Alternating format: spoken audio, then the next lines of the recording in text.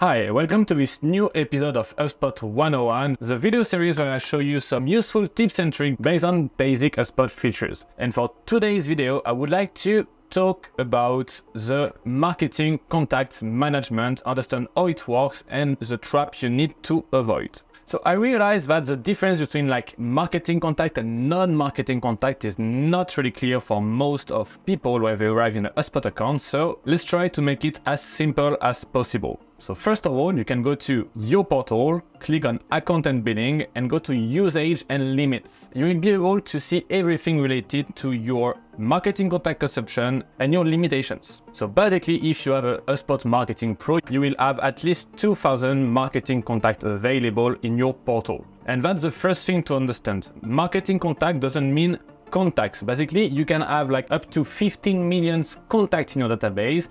HubSpot will charge you only for the ones that are tagged as marketing contacts. So first of all, what is marketing contacts? Is all the contacts you will tag as able to receive your marketing communication. It could be marketing emails, or it could be part of ads audience list for your Facebook ads, Google Ads Manager, etc. As we can see on that specific portal, we have 2,000 limitation of marketing contact, and we have 178 marketing contact only out of 197. On this graph, you will find your limits that you should never reach with the orange graph. So the blue graph is all your contacts, and orange graph is your marketing contact graph. Unless you want to make your HubSpot subscription more pricey, you should never go beyond this limitation with your marketing contacts. And to be sure to never reach this limit, is really important to put in place some rules to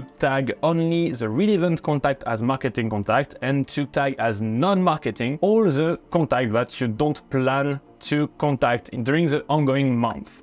By scrolling up, you will find the option named Manage Marketing Contacts. You can, of course, use this button to tag as non-marketing contacts the marketing contacts that doesn't make sense for you. So I can show you quickly how it works. You click here and you just follow every step. So the first thing you will be able to do is to clean the bounce contact and the unsubscribed contact. Why? Because bounce contact means we don't have a correct email to contact them, and unsubscribed contact is contact that say, I don't want to receive your email communications, so it doesn't make sense to tag them as marketing contacts. So that's the first level of tagging bad contact as non-marketing contact, because anyway, we will not be able to contact them later. And on this second step, you will be able to either put some filters to define this contact. I don't want to tag them as marketing contact, or you already have a list with those criteria that you can tag them as non-marketing contacts. So the filters could be the last activity date was more than 1 year ago, or this lead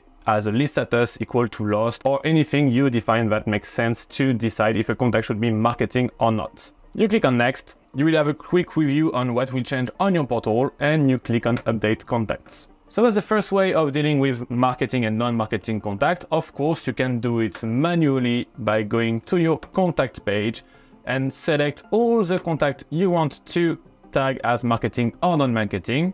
Click on more, and you decide to set them as marketing contact or set them as non-marketing contact. But one trap I would like you to know and to avoid is that when you tag a contact as marketing contact, it will be automatically considered as marketing contact, so your marketing contact usage will go up. But when you take a marketing contact and making go to non-marketing contact, it will not change until the next update. So normally is the first day of the month. Look, as we say here, the next update is 1st of June 2024. And that's why, previous example, when I deleted 5 marketing contacts, it didn't show up here.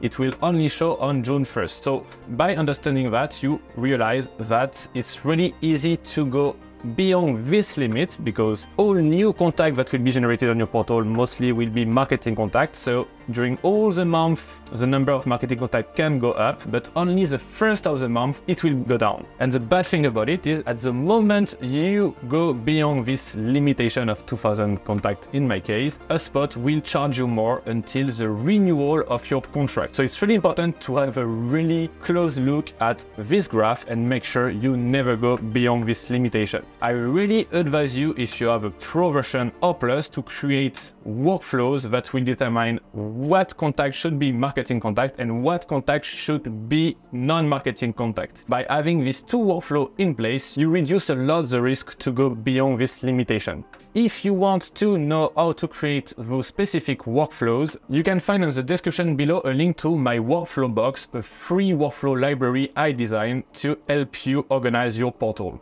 I hope this video was useful. If it's the case, don't forget to put a thumbs up and to subscribe to this channel. It was Greg. I wish you a great day and see you soon.